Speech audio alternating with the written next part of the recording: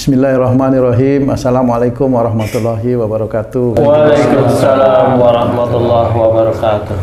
Teman-teman, sahabat beriman dimanapun berada, kita jumpa lagi di Ustadz Danu Official Channel.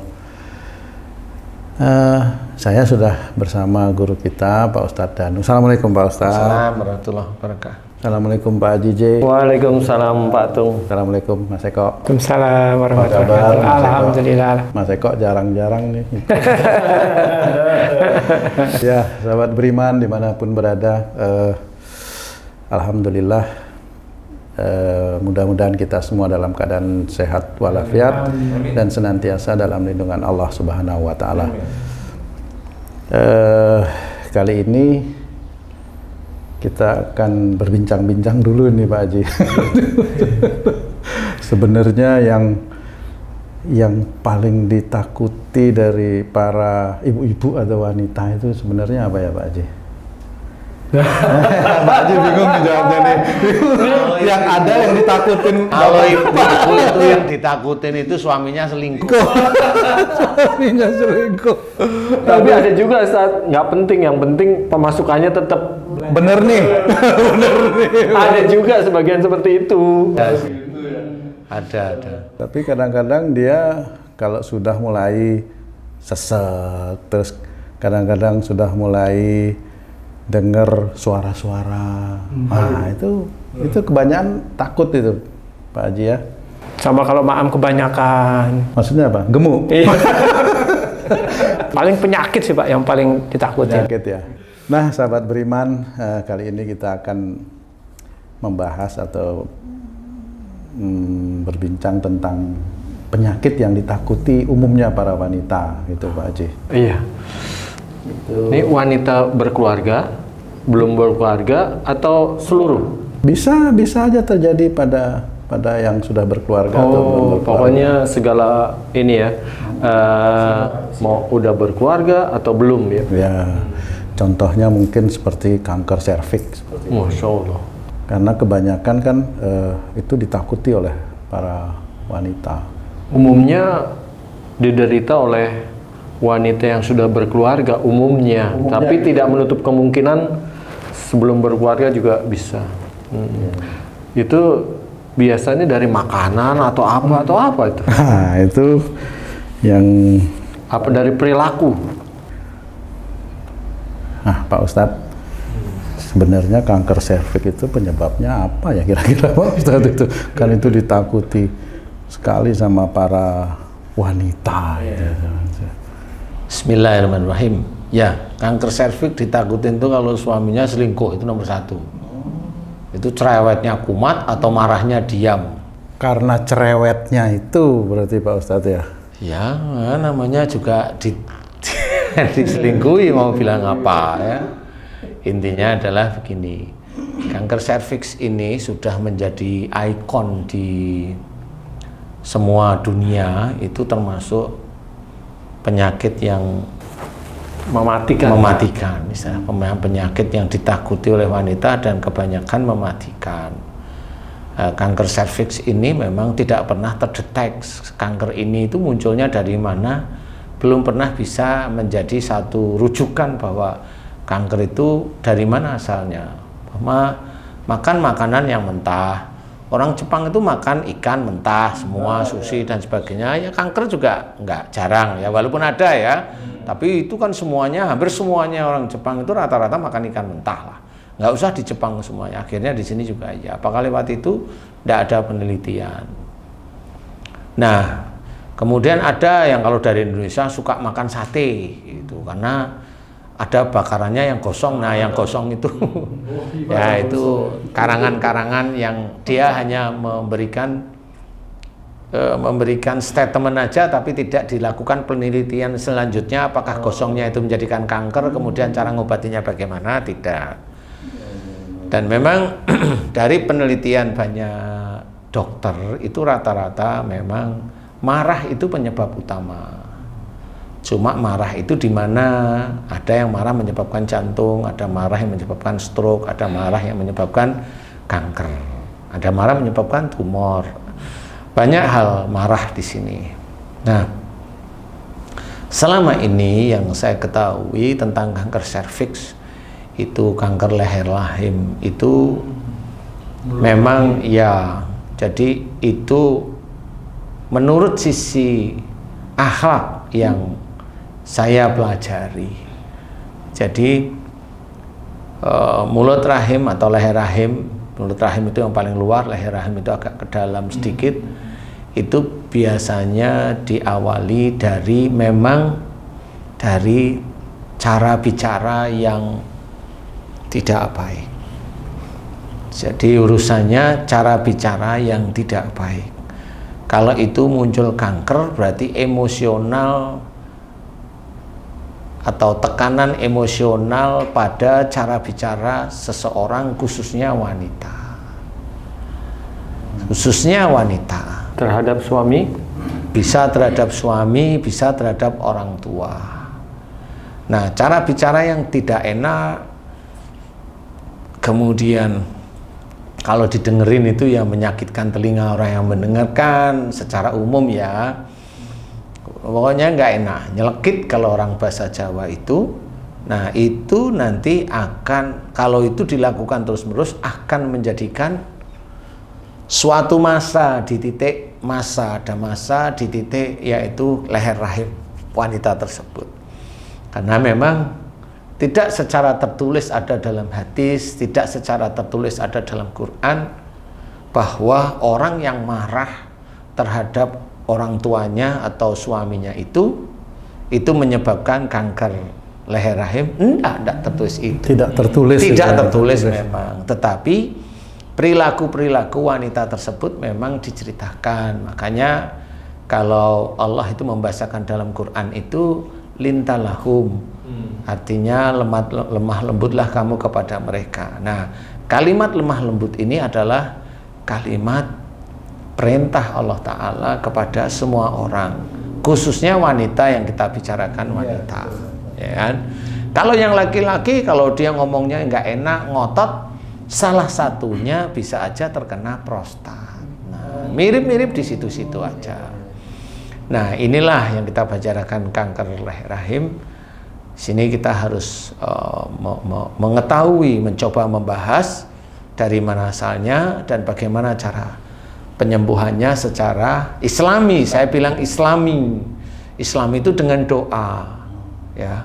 Bukan Quran yang ditaruh di rahim itu ya, bukan Quran yang dibaca-bacain juga bukan, karena memang itu harus difahami. Quran itu petunjuk, jadi bukan alat kemudian masukkan air kemudian disemprot-semprotin ya itu ya.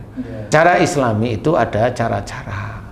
Kalau umpamanya analisa kanker leher rahim itu atau kanker serviks itu dari mana? Cara bicara wanita tersebut itu yang pedas, yang tidak enak. Kalau dia terkena di umur di bawah 45, insya Allah itu berhubungan dengan cara-cara bicaranya dia dengan orang tua. Entah itu menyuruh atau menginginkan sesuatu, atau orang tuanya salah. Menurut dia ya, orang tuanya salah. Bisa aja wanita remaja tersebut itu marah pada ayahnya, mamana itu bisa menjadi kanker leher rahim, bisa aja. Kalau mamanya ayahnya selingkuh, si anak perempuannya tahu, akhirnya kan marah itu, marah loh itu tuh. Jadi itu bisa, maaf Pak Ustadz, jadi itu bisa terjadi pada wanita yang sudah berkeluarga ataupun yang belum berkeluarga. Yang belum berkeluarga. Oh, bisa. Bisa, karena dia marah, tahu ayahnya selingkuh, dia tahu, dia marah. Nah, jadi kalau si anaknya marah gara-gara orang tuanya selingkuh, anaknya nanti mati, orang tuanya ini yang selingkuh itu berarti membawa anaknya besok itu sama-sama ke neraka. Nah, ini yang tidak pernah dipelajari oleh orang muslim yang selama ini menceritakan tentang surga dan neraka. Disitulah titik tanggung jawab kita, ku anfusakum wa alikum naro, itu harus diperhatikan. Makanya belajar untuk tidak, belajar untuk tidak, belajar untuk tidak, apapun bentuknya. Nah, itu bisa nanti suatu ketika dia belum di umur 45 muncul kanker leher rahim. Nah, itu kalau sudah dengan orang tua biasanya itu agak sulit disembuhkan. Kenapa begitu Pak Ustadz? Karena kebanyakan orang Islam itu kalau persoalan sakit itu selalu dibicarakan dosanya digugurkan. Jarang mengajarkan ayatnya yang dipakai, wa ma asabakum min musibatin fa bima kasabat saydikum. Apa saja musibah yang kau terima, ini yang bagi yang kena kanker leher rahim, kanker serviks. Apa saja musibah yang kau terima, kanker serviks itu disebabkan dari buah tanganmu sendiri. Buah tangan berarti itu dari kesalahan dan dosa. Jarang sekali orang muslim itu menceritakan itu.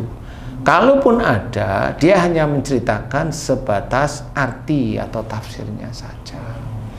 Dia tidak menerangkan maksud dari ayat tersebut itu apa.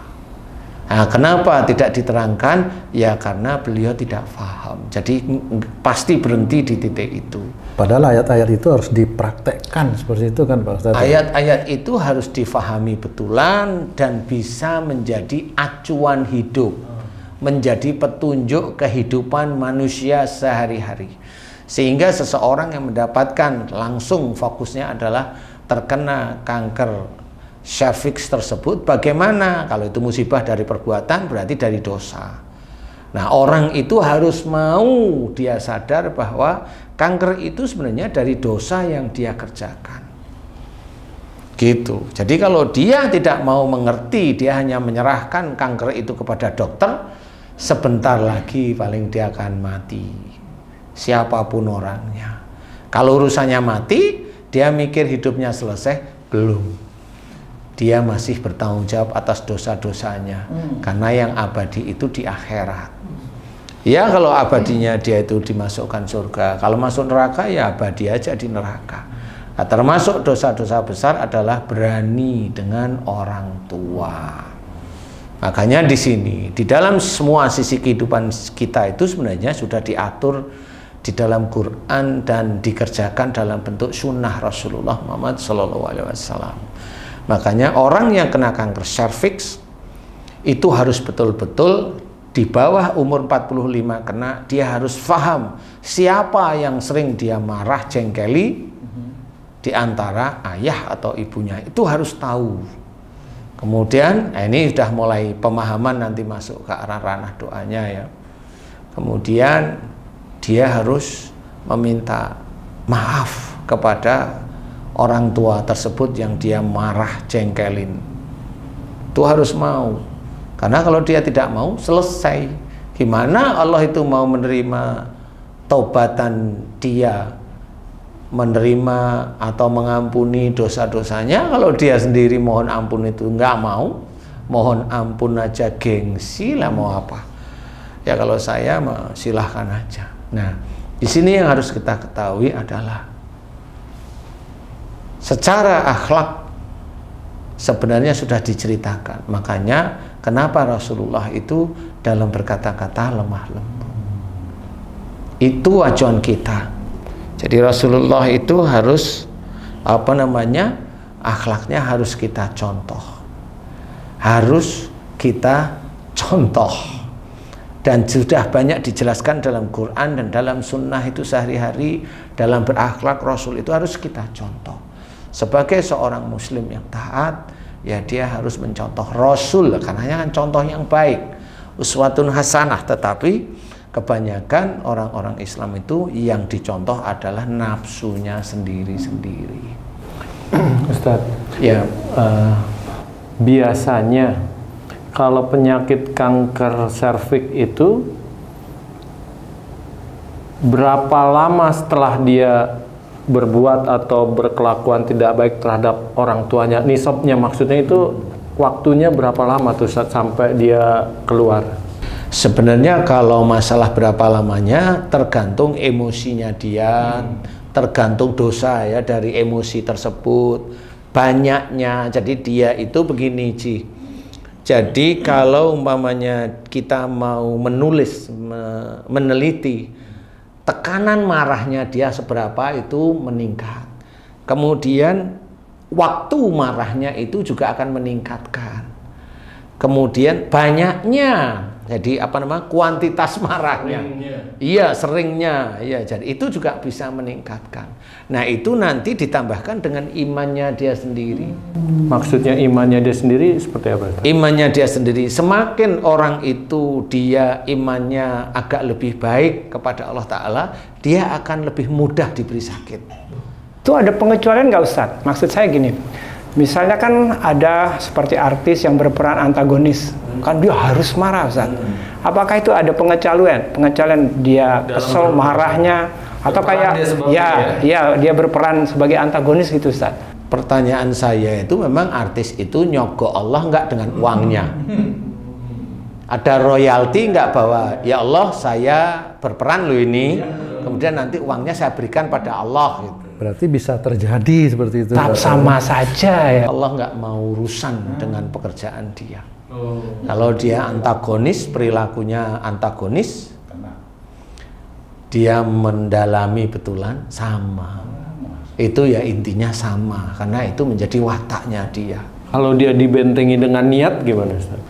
Ya sama juga. Itu kan nanti yang melihat malaikat ya. Kalau kita kan kelihatan, keren dia marahnya kayak beneran. Tapi memang marah beneran. Membawakan perannya. Iya, membawakan perannya itu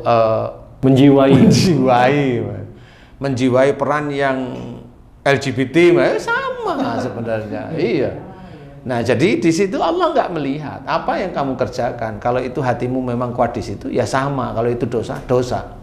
Allah tidak melihat bahwa itu peran. Saya kan bersandiwara ya Allah. Ya bersandiwaralah kamu itu sebagai koruptor.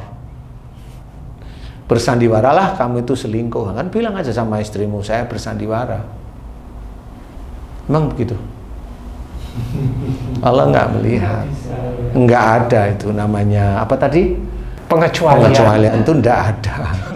Mentang-mentang dia artis ini cuman pura-pura, terkecuali nggak bisa. Sama seperti mamanya mencuri dalam suatu instansi di mana dari mulai direksinya itu sampai ke arah yang di lapangan mencuri mamanya.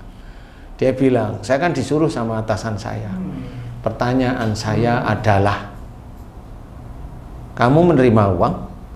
Ya. Dari yang kamu ambil di lapangan? Iya. Kamu seneng nggak? Jawab aja jujur.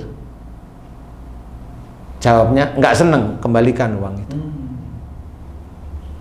Kalau saya langsung kembalikan uang itu, bahwa kamu memang nggak suka, tapi kamu seneng nggak? Seneng. Enjoy nggak? Enjoy. Pengen dapat lagi nggak? Pengen. Ah itu sama, itu tetap nyuri. Jadi nggak ada itu namanya pengecualian karena saya kan bawahan, yang dosa kan atasan. Enggak. Dalam Quran juga diceritakan bahwa tolong menolong di dalam kejahatan itu tetap dosa, apapun bentuknya. Di dalam film tolong menolong, saling mengikat di dalam film. Ada yang protagonis, ada yang antagonis. Yang antagonis dia juga saling tolong, nanti menjadikan fee-nya itu besar, ya sama, saling tolong menolong di dalam yang abu-abu. Ini kan bukan putih, abu-abu. Jadi sinetron, mohon maaf ya, itu abu-abu. Dan yang dihadapkan di situ apa? Wallahu alam, saya tidak tahu. Silahkan kalau mau main silahkan. Itu kebisaan saya di situ, Ustaz. Ya kebisaan kamu di situ nggak apa-apa. Pertanyaan saya adalah dulu kamu itu pengen nggak menjadi pemain sinetron? Pengen, nah itu bukan kebisaan kamu. Itu tujuanmu sebenarnya. Jadi jangan kamu itu merasa bahwa kamu itu tidak salah. Nah kebanyakan orang-orang itu selalu mendukung yang seperti itu. Oh enggak apa-apa, yang penting kamu sholat, yang penting. Ya tetap sholat itu bisa hancur. Dia main sinetron itu berapa menit, sholatnya berapa menit. Main sinetron berapa jam, sholatnya berapa menit. Main sinetron itu berhari-hari, ribuan episode, kamu sholatnya itu dihitung berapa?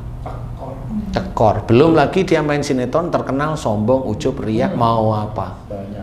Mau apa? Dia tetap bilang, loh saya main sinetron tetap, tapi saya sholat, saya ngaji, saya ini, tetapi itu memunculkan bahwa saya tetap alim. Ya sama saja. Seperti itu tidak pernah difikirkan. Makanya kita harus hati-hati. Sebagai seorang muslim, masuk surga itu sulit, tidak gampang. Makanya yang tadi di titik seseorang itu terkena kanker serviks, apa yang harus dikerjakan? Sebagai orang Islam, Orang Islam harus paham, dia harus tobat. Itu nomor satu.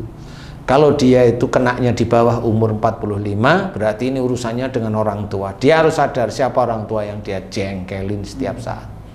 Ibunya minta maaf kepada ibunya setiap saat. Kalau umpamanya pada ayahnya, minta maaf kepada ayahnya setiap saat. Dan setiap kali dia sholat mohon ampun kepada Allah Ta'ala. Itu cara-cara Allah. Kenapa? Karena memang itu anjuran dari Allah Ta'ala. Bagaimana nanti tobat kita bisa diterima. Tobat itu diterima berarti wa ma asabakum min musibatin fa bima kasabat aydikum, ini selesai.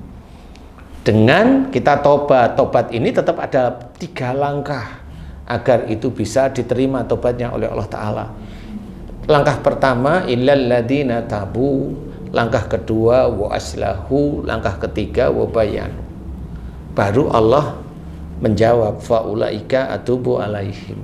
Nah, di titik itu dia harus paham illal ladzina tabu, mereka yang telah taubat.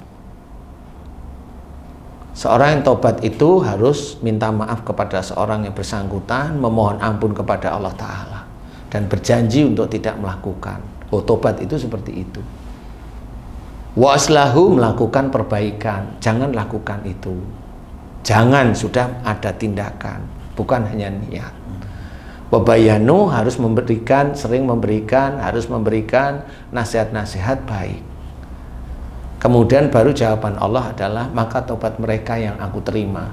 Jadi proses seseorang itu bisa diterima tobatnya oleh Allah Ta'ala, itu ada proses yang sudah ditulis dalam Quran tersebut. Jadi seseorang siapapun penyembuh Islam, penyembuh Muslim, dia harus ngikutin cara Allah ini. Kalau dia tidak mengikuti cara Allah, ya nggak akan bisa. Siapapun orangnya nggak akan bisa. Mau langsung sakit serviks langsung dibacain itu, belum tentu bisa. Coba aja. Nah, disinilah yang harus difahami. Kecuali orang itu tobat, mohon ampun, nah itu nanti berproses. Jadi bukan kesembuhan ini yang, bacaan ini yang menjadikan sembuh, enggak. Dia kalau udah tahu, dia tobat, di titik tobat ini dia sebenarnya sudah diampuni. Nah, di sini baca dikiranya bacaan itu yang menyembuhkan, bukan tobatnya sebenarnya. Makanya kalau saya menangani kanker serviks, tetap orangnya itu sendiri saya ajak untuk mohon ampun kepada Allah Ta'ala, meminta maaf kepada orang tua, atau minta maaf kepada suaminya kalau dia itu di umur atas itu. Nah, itu baru saya ajak untuk niat. Biasanya rasa sakit itu hilang. Jadi saya belum memberikan doa, rasa sakit itu sudah diizinkan oleh Allah Ta'ala hilang. Tetapi kankernya masih, karena kanker itu kan ada sel yang menyerang sel utama, sel liar yang menyerang sel utama istilahnya. Nah, sel liar ini dari mana?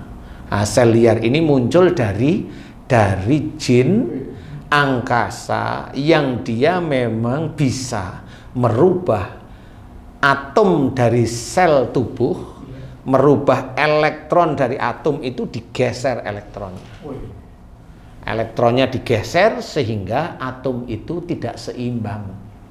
Sehingga karena atom itu insya Allah tidak seimbang, mulai muncul sel-sel baru untuk menyeimbangkan.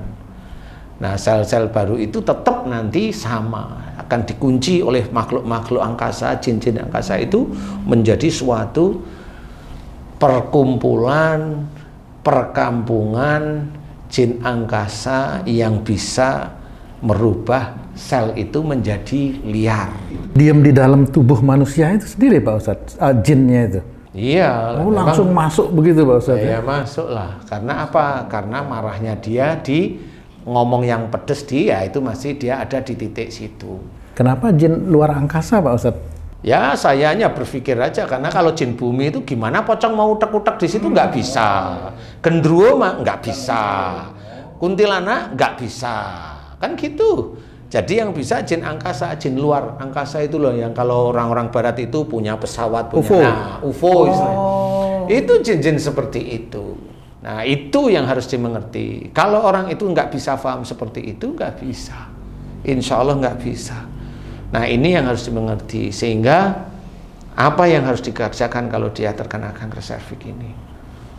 Ya, dia harus mohon ampun beneran, berjanji sama Allah, seperti itu. Tahapan seperti itu. Jadi untuk memohon ampun pun itu nggak main-main. Ya, dia setiap hari minta maaf kepada orang tua, setiap hari minta maaf kepada suami, setiap hari. Ini yang akan menjadikan orang itu nanti bisa diterima tobatnya oleh Allah Ta'ala. Jadi kalau sudah seperti itu ya harus difahami. Kemudian bagaimana caranya? Nah, itu doa mohon ampun itu sebenarnya alat untuk menuju ke arah kesembuhan. Cuma dia mau enggak. Dan jangan berdoa baru seminggu minta sembuh. Lah dosamu itu tahunan, bisa belasan tahun kok minta sembuh dalam waktu seminggu, sebulan, 2 bulan. Kalau memang didoakan beneran, maunya ada seseorang yang mendoakan dan tahu persis. Kalau memang rasanya langsung hilang, kemudian yang dulunya dia itu keputihan terus menerus, itu alhamdulillah berangsur hilang. Hari ini berkurang, besok berkurang lagi, besoknya sangat berkurang, besoknya lagi malah lebih kering. Ya bersyukur di situ, berarti doamu dan doa orang yang mendoakan itu mulai dikabulkan oleh Allah Ta'ala. Teruskan. Sampai kapan? Ya sampai terus menerus. Wong namanya dosa itu, ini baru prolog, mulai diterima oleh Allah Ta'ala. Tapi kan tidak semua dosa itu bisa diampuni oleh Allah, tetapi lewat situ. Nah, insya Allah seperti itu. Ada lagi nggak yang ditanya? Ini penting loh Pak Haji. Pertama kali saya tambahkan, biasanya awal-awal mulanya itu mulai muncul keputihan. Kalau wanita itu mulai muncul keputihan, gatal di daerah-daerah organ kewanitaan, panas, nyeri di situ. Itu sudah mulai tahap terus-terusan ya, dari mulai keputihan, kemudian gatal, kemudian nyeri. Wah, itu titik-titik itu selalu seperti. Kemudian nyeri itu nggak hilang sekian menit, nanti nyeri itu nggak hilang sekian menit lagi, lebih panjang, nah seperti itu. Jadi itu salah satu barometer. Kalau saya itu barometer. Ciri-ciri awal seperti itu Pak Ustadz. Ciri awalnya seperti itu. Ustadz, kan kanker serviks ini kan misalnya diderita oleh seorang anak nih yang berperilaku buruk terhadap orang tua, ya. Tapi tidak menutup kemungkinan anak berbuat ini karena sikap orang tuanya yang menyebabkan anak ini ngelawan lah dan lain-lain. Ada nggak nasihat khusus buat orang tua agar anaknya tidak berbuat dosa seperti itu, Ustaz? Sebenarnya pertanyaan AJJ ini bagus. Jadi jangan orang Islam itu hanya disuguhi dengan bahwa besok suami istri itu ketemu di surga. Ya, itu suguhannya seperti itu. Hampir banyak di pengajian seperti itu. Padahal kalau orang tua yang dengan kondisi tertentu menjadikan anaknya itu marah, nah orang tua itu sendiri pun sama, mengajak keluarganya juga tidak menuju surga, tetapi mengajak ke arah neraka. Nah inilah sebenarnya kenapa dalam Quran ceritakan ku anfusakum wa alikum nahro, jagalah dirimu dan keluargamu dari api neraka. Kalau orang tuanya umpamanya si anak cewek tahu ayahnya selingkuh, nah kenapa kamu harus selingkuh? Kan pertanyaannya begitu. Bisa aja orang tua saat ibu dan ayahnya bertengkar, si anaknya juga nggak suka bertengkar. Tapi anaknya nggak suka bertengkar, tapi dia punya bibit marah. Dari mana? Ya bisa dari ibunya, bisa dari ayahnya. Punya bibit marah, genetik marah. Lah itu dari mana? Ya dari orang tuanya sebenarnya. Emang dari mana? Dari saya nggak ikut-ikut andil kok ya. Nah itu yang jarang pernah diceritakan. Selalu kalau cerita itu banyak di dalam pengajian. Besok ibu akan ketemu dengan suaminya di surga. Besok bapak akan ketemu dengan istrinya di surga. Padahal belum tentu suami itu pengen ketemu istrinya di surga, itu belum tentu. Pengen Ustaz sebenarnya pastinya. Belum tentu. Oh, tentu. Lah mau di dunia aja udah pusing mikirin istrinya. Kadang-kadang cuma dikasih tahu aja tapi nggak dijelasin caranya bagaimana, kan sulit itu Pak Ustadz. Ketemu di surga caranya gimana, itu nggak dikasih tahu juga gitu. Itu ya. Sebenarnya cara itu banyak, tidak hanya cuma ngajak sholat, enggak. tidak cuma ngajak sholat, enggak. Seorang muslim juga sama, dia pikir muslim itu harus sudah sholat, baca Quran, kemudian dia bawain acara keagamaan, dia langsung bisa masuk surga. Tidak. Kalau itu menjadikan sombong, nggak bisa. Kalau di situ dia itu merasa, kemudian dia menghakimi saudaranya yang muslim, yang dia sebenarnya tidak tahu bahwa saudaranya itu menurut dia itu salah, menurut dia, padahal itu di hadapan Allah malah benar. Dan dia merasa hebat, dia mengantarkan dia sendiri menuju neraka dan keluarganya menuju neraka. Karena apa? Kalau umpamanya itu disebarkan, sama, dia melakukan dosa jariah. Dari mana? Istrinya bisa dari mana? Nggak tahu, tapi istrinya kan menikmati uangnya. Istrinya kan menikmati uangnya kalau dia itu di ngaji atau dia itu di YouTube. Istrinya kan menikmati uangnya. Dan harusnya juga di situ harus di ngertiin. Jadi larangan. Kenapa seperti itu? Makanya Allah itu mengingatkan salah satunya di dalam Quran itu adalah tidak boleh kita itu mencari-cari kesalahan orang lain. Mencari kesalahan itu kan kalau kita mikir itu kan kita tuh kan nggak tahu dia salah apa benar. Tapi kan dicari-cari kesalahannya. Nah ini tidak boleh. Kalau itu dikerjakan terus-menerus dan itu disebarkan, tamat riwayatnya. Nah ini di luar kanker serviks. Sama nanti di dalam keluarga juga dia sama. Nah inilah harus difahami bahwa masuk surga itu sulit. Dari lewat bekerja aja sulit. Dari lewat akhlak juga sulit. Makanya kita harus senantiasa hati-hati. Harus senantiasa istiqomah. Nah, di titik-titik inilah kita harus memahami, jagalah keluarga kita dari api neraka. Dari kita sendiri yang berbuat baik. Kemudian juga kita memberikan nasihat kepada saudara-saudara kita, anak, istri kita. Kalau memang butuh tegas, tegas. Jadi kalau memang cara-caranya, kiat-kiatnya bagaimana, mamanya? Ya itu kan semuanya saling menguji. Kenapa anak-anak itu ujian bagi orang tuanya? Seperti itu. Karena apa? Banyak sifat tidak baik dari orang tuanya oleh Allah Ta'ala diturunkan kepada anaknya. Dan orang tua itu, orang tua muslim. Kenapa saya bilang selalu muslim? Karena saya tidak ngurusin yang bukan muslim. Orang tua muslim itu selalu merasa bahwa dirinya itu hebat, gak pernah salah. Makanya kalau anaknya itu nakal, anaknya dimasukin ke pesantren. Maksudnya apa? Biar baik. Loh, pesantren itu kan didik, gak harus jadi baik. Kan ada kekurangan-kekurangan, makanya orang tuanya nggak ngerti kalau anaknya itu begitu. Itu sebenarnya dari perilaku dia sendiri. Lah kalau dia sendiri tidak taubat kepada Allah Ta'ala, ya sampai anaknya dewasa ya nggak akan bisa menyelesaikan masalah seperti itu. Kan itu ujian sebenarnya dari Allah Ta'ala. Nah ini yang harus kita ketahui, kiat-kiatnya adalah memang belajar agama dengan sungguh-sungguh. Tidak bisa kita main-main. Kalaupun kita itu ada salah, istighfar. Namanya manusia. Ya, kita bukan terahnya malaikat yang kalau diperintahkan Allah itu nurut. Nah, kita manusia, punya nafsu. Jadi kalau disuruh mamanya jangan marah, ya tetap aja marah. Lemah lembut, kasar omongannya. Ya, jangan cari-cari kesalahan orang lain, bikin YouTube. Kan gitu. Padahal orang lain itu yang dia omongin itu nggak pernah loh mencari kesalahan dia, kan gitu ya. Dia nggak punya pikiran. Nah ya itulah salah satunya. Itu disuruh oleh Allah Ta'ala kayak gitu, nggak ngerti. Nah itu gimana coba?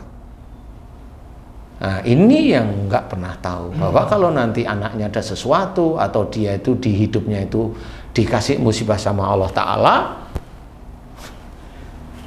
ngersuloh itu apa sih? Putus asa atau Rasulullah protes, itu gerutu sama Allah Ta'ala. Lalu dia yang dikerjain itu mau cerita apa? Nah inilah harus kita ketahui, tugas kita sebagai seorang laki-laki itu imam di keluarga itu seperti itu. Kalau umpamanya kamu punya anak pengen nikah, ya kamu itu menyambut anak itu pengen nikah. Diajak ngobrol anak baik umpamanya, ya kamu sambut dengan omongan baik. Jangan sampai, oh aku loh, kok aku semua gimana sih? Nggak boleh itu Pak Ustadz. Janji. Janji itu kamu. Nggak boleh. Oh ya janji itu sudah terlepas. Kena. Iya, kan ngingetin ya.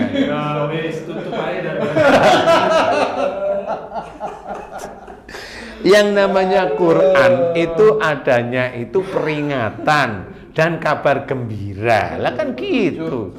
Peringatan itu jelas harus diceritakan. Jadi kalau kamu begini nanti sakit, kalau kamu begini masuk neraka, itu kan sudah jelas ya. Dan kabar gembiranya itu masuk surga. Tapi jangan berpikir masuk surga kalau peringatannya itu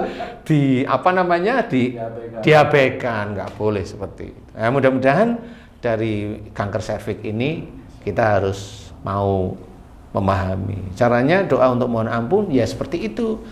Nomor 1, mohon ampun kepada orang tua mana yang dicengkelin, atau kalau kena kanker serviks itu di atas umur 45 berarti dia sering ngomelin suaminya.